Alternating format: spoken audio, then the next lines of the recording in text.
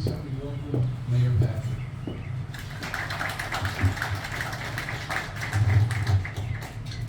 Good afternoon, everybody. It is with extreme pleasure that I get the honor of greeting you today as we celebrate our fallen heroes for the United States of America. I am the product of the military. My father served faithfully for 22 years in the United States Air Force. My husband is retired from the U.S. Army, paratrooper. My brother currently is active duty Air Force. But most importantly, two of my grandfathers were Vietnam veterans. And I stand here before many Vietnam veterans who I've learned to call friends. And many of you may already know the mission that we are in the city of Warner Robins to honor the Georgia fallen Vietnam veterans and have a Vietnam Veterans Memorial once and for all. Beep, beep, beep, beep, beep, beep, beep. Live from Wellston, Georgia, it's another episode of The Wartown Times. And as promised, your humble author, narrator, and fictional character returns to give you a summation of the first season of The Wartown Times. And this transmission is coming to you snugly and safely from my Starship Enterprise, which is hidden carefully in Wellston, Georgia. More on that later. So we open this season coming out of Madam Mayor LaRhonda Patrick's campaign promises to move an effort forward in Wartown to have a state Vietnam Veterans Memorial built. And if you've been following for all the episodes, of course, one issue is like a spider web of multiple different issues. And throughout the course of this season, what we were able to do is get to know some of the characters of the Wartown Times in city council members. And though we've only covered really two city council meetings in the course of this season, I think that it's been appropriate to do so so that we can set the stage for what Madam Mayor and those who support Madam Mayor are up against in Wartown moving forward. And so, before we go too much further into this one, what I do want to, in my estimation of this streaming show in the fictional town of Wartown, is give you what I have observed, and it's that apparently, before she came onto the scene, the idea of a Vietnam Veteran State Memorial has been in the works for, again, over a decade and has been postponed and put off, and roadblock after roadblock, red tape after red tape. And throughout the course of this season, it appears that one of the main reasons that this is the case is that perhaps, allegedly, I don't know, you guys are intelligent enough to glean it for yourselves, is that certain politicians, prior and current, were insistent upon doing everything that they could to ensure that a local company called ICB got the contract for this state Vietnam Veterans Memorial Center. So before we get too far into that, let's take a look at those plans that we showed in the last episode. And I want you to understand that the taxpayers of Wartown paid nearly $192,000 for what we're going to call, because it sounds sophisticated, renderings, but it's actually just drawings. So I want to put that up on the screen. I want you to take a real good look at it before we continue. So these are the plans that I showed you in the last episode, which apparently came from ICB, International City Builders, a heavy contributor to former Mayor Randy Toms's administration, the recipient of some complaints from the local NAACP on, maybe padding campaign donations a little too much. We don't know. It's alleged. So who knows, right?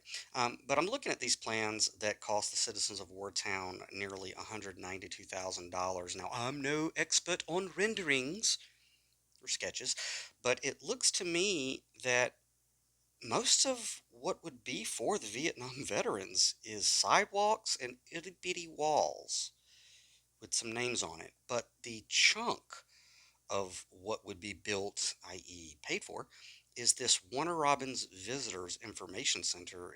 That's big pink thing that's looks like it's 2 stories and I think 5,000 square feet. I'm not quite sure, but it's like I look at this and I go, what seems to be the priority of these plans? Is it the Vietnam Veterans Memorial, or is it this information center?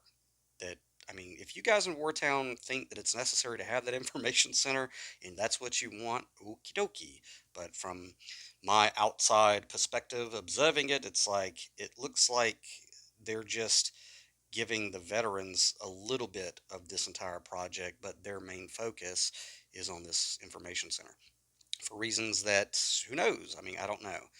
To grow parks and recreation departments, I'm not quite sure. Who knows? I mean, it's my opinion that the Vietnam Veterans State Memorial should be in the control and the guidance and administration of the veterans, currently on the Veterans Interest Committee as well as the Vietnam Veterans Memorial Committee, and future veterans who would inherit it. But that's just, you know, my point of view. Now, again, I want to point out that these sketches, renderings, because that's sophisticated, cost you nearly $192,000. And for some time, a lot of people didn't see these plans, and these weren't the plans that were proposed by the Vietnam veterans who started this whole thing rolling to begin with. And now I would like to go ahead and show you the plans that the Vietnam veterans who are spearheading this effort actually proposed and actually wanted. Now, the plans that you're seeing on the screen currently are the actual plans that the Vietnam veterans who have spearheaded this project have proposed and have wanted the entire time this has been an issue in Wartown. So, perhaps this rendering doesn't have as many right angles and, typed font on it, but to me, my opinion is that these plans look more fitting to commemorate and memorialize servicemen who never returned to this country from the Vietnam War. I mean, to me, this seems more of a tribute and more something that I would really want to get behind. But that's my opinion. You be the judge. Now, the other thing I really want to point out is that these plans, I want you to sit down for this one. Guess how much this cost you, the taxpayer of Wartown? That's right. Absolutely nothing. These plans were drawn up from the kindness of a veteran's heart that believes in this project, and it cost you nothing to have these renderings done. These renderings, which the Vietnam veterans have wanted the entire time. So, what I'm going to do is put both plans side by side so that you can take a look at what ICB charged your town, nearly $192,000 to produce, versus the plans that Vietnam veterans produced free of charge to any of us.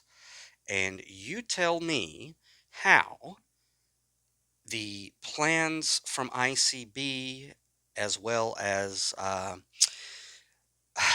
the support of certain city council members, how that's justified.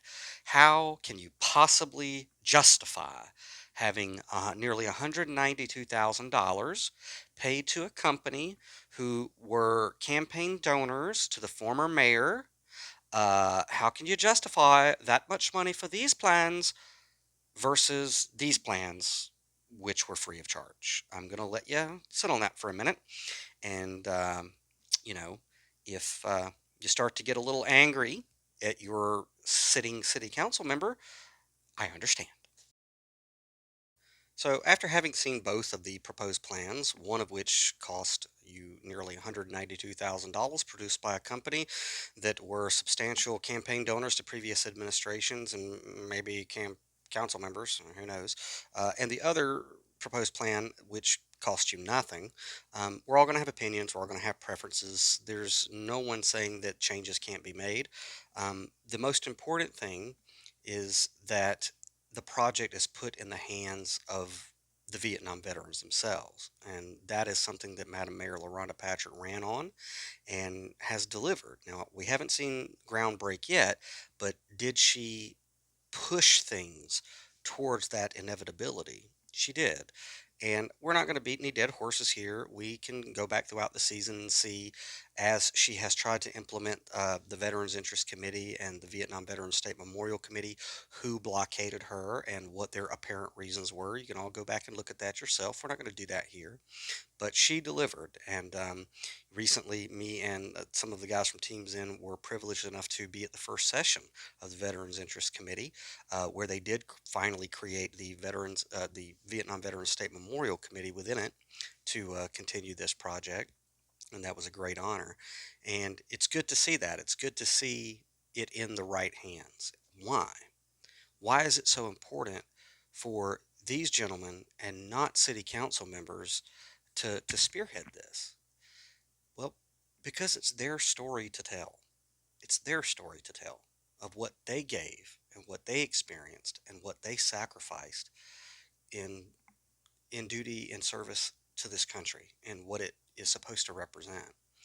You know, I believe that it is very critical for there to be something tangible, a monument, um, for not just people in our community, but people who travel up and down I-75 to stop and see and touch and look at and and have discussions about an event in American history and human history that still impacts us today. And so, you know, it's their story to tell. It's not city council members' stories to tell. It's theirs. And so she delivered, and to that I commend her and applaud her. And I think it's been a great season for her because she delivered on her promises. Now, recently, in the opening, that was Madam Mayor at a recent Memorial Day celebration that we were in attendance at, as well. And she was going to introduce a gentleman who I had the honor and the privilege of also meeting on this particular day, and that is Captain William Robinson, the longest held prisoner of war in American history. And I had a brief conversation with him at IHOP at the Romeo Breakfast, which is the retired old men eating out group.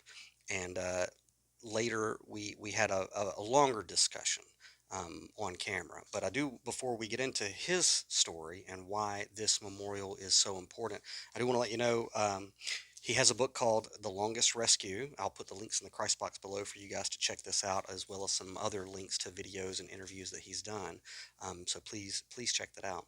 But I want you to take a listen to what Captain Robinson has to say as far as his experience and sacrifice and why it's so important to have a memorial, and glean from what he says why it should be in the hands of this Veterans Interest Committee moving forward. So please take a listen. William A. Robinson.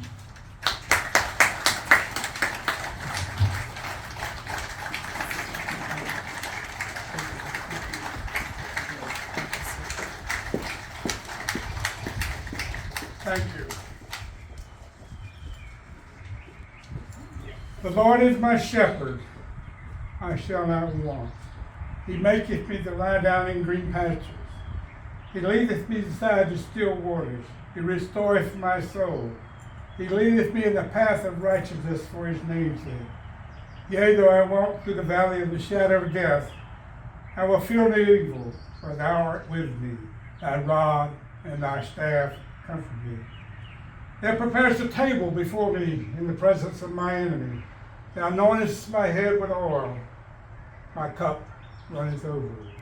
Surely goodness and mercy shall follow me all the days of my life, and I shall dwell in the house of the Lord forever.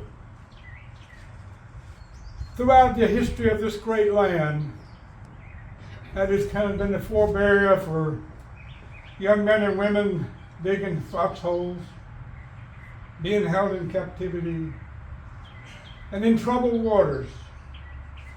Many times it was read over a dying soldier to give him peace as he drew his last breath, protecting the homeland. I grew up in a little cotton mill town in northeast North Carolina. When I became of age, my grandfather took me down to the cotton mill where he worked. Over in one corner of the mill was you might say, a wall with a plexiglass cover. Next to it was a beautiful American flag. And as I stood there as a 9-year-old, it's kind of like the young people that we lost the other day because there was no one there to protect them. I started reading what it looked like to me, name after name after name. Finally, my grandfather broke the silence and told me about that wall. He told me about my country.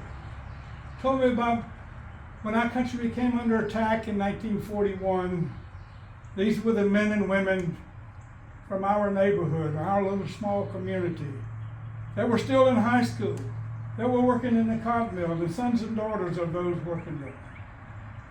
They saw the importance of protecting America. They stood up, raised their right hand, said, "Take me. I want to defend America." As we looked through, there was names that I knew. There was my father, my uncle, several of my senior cousins, and people I never knew in my neighborhood had ever worn the uniform of our country. As I looked at those names, some of them had stars by our sides. As a young person, you knew that stars meant something. And at that point, I was disappointed that none of my family members had a star beside their name. Finally, I broke the silence, and I asked my grandfather, I said, "What does that star stand for?" He said, "Those are the ones that made the ultimate sacrifice for the freedoms that we enjoy today." So at that moment, I rejoiced in that none of my family members had a star beside their name.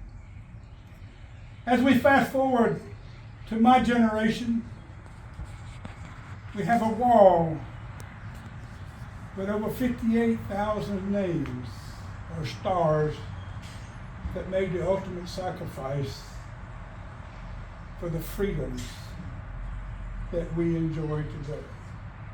We say 58,000 pretty fast and it don't sound like much, but when you realize that 39,000 of those 58,000 were 22 years of age or younger.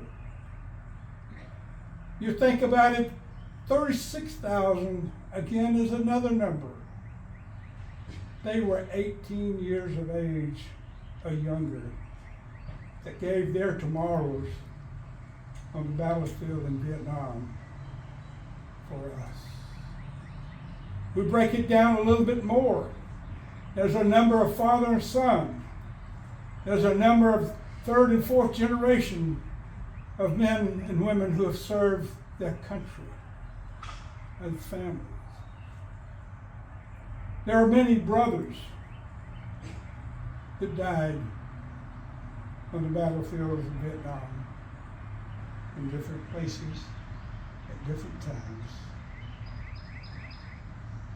They gave their all for this nation and for that which you enjoy every day. Along with the losses, there's over 1,500 still unaccounted for that have not had a proper homecoming. They joined the some 83,000 from other wars who are waiting for us to account for them and simply be able to say, welcome home. Job well done. Not long after Captain Robinson addressed the good people of Wartown at this memorial ceremony, I was invited to the home of Tom McClendon, who, in my opinion, is the Captain America of this entire project. He's been the voice for it from behind the scenes, and sometimes not so much behind the scenes from the very beginning. But he invited me to his home to sit down with Captain Robinson for an hour-long interview about many, many topics, which will be posted in a different video, because I did give Captain Robinson my word that I would put it up with no edits. However, for the context of the Wartown Times, we're taking bits and pieces of the things that he had to say while he was visiting us. But I sat down with him to talk about many issues, and of course, the Vietnam Veterans State Memorial here in Wartown was one of those things, and I'd like you to take a listen to what he had to say about that. Here you go.